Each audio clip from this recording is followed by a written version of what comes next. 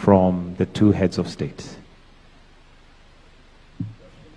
Do they have any questions? And they have given us time for questions, so if we have any questions, we'll take a few.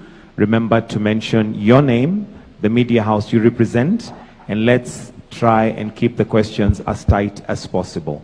Over to the questions. Anybody with a question, kindly just raise up your hand. We'll have a microphone brought to you. Yeah, thank you for that. I'm Steve Otieno for the Daily Nation here in Kenya.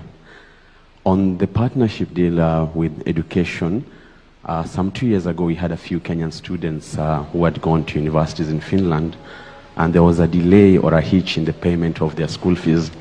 They ended up really stranded far away in Finland. So will you expect to see a bit better handling of them next time when such a scenario happens? I understand also Finland, until recently you were non-allied to NATO, but you did so when Moscow went to Kyiv, and we saw the Finnish people a bit happy, and you are also trying to help us with regional stability. What are some of the key lessons you're going to learn from you, especially going by your good army, with the long border you share with Russia? Thank you.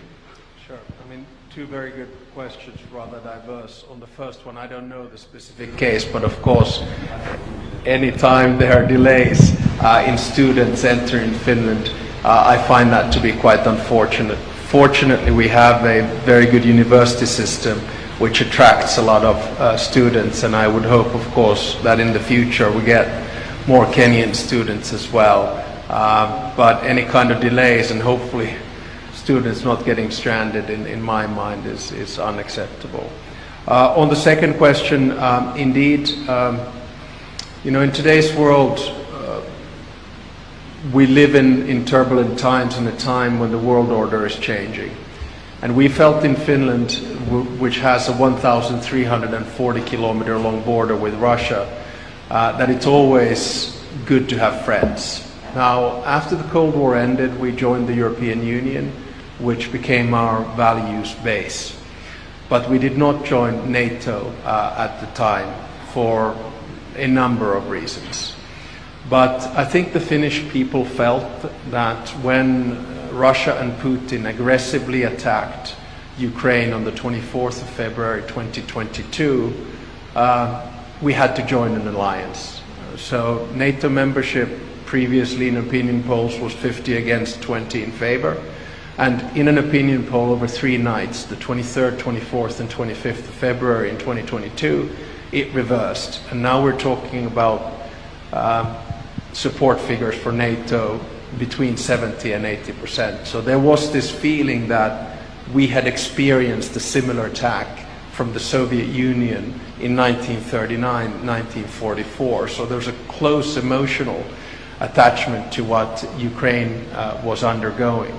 After World War II, we retained our independence, but we lost our sovereignty and 10% of our territory. And we don't want the same thing to happen for Ukraine. Are there any lessons? I think conflicts are quite different depending on where you are. They all have their own DNA. But there's one lesson I think generally that we have learned throughout our history, is that in order for you to be able to live in peace and prevent war, you have to prepare for it. There's a reason why we have obligatory military service and 900,000 men and women who've done it.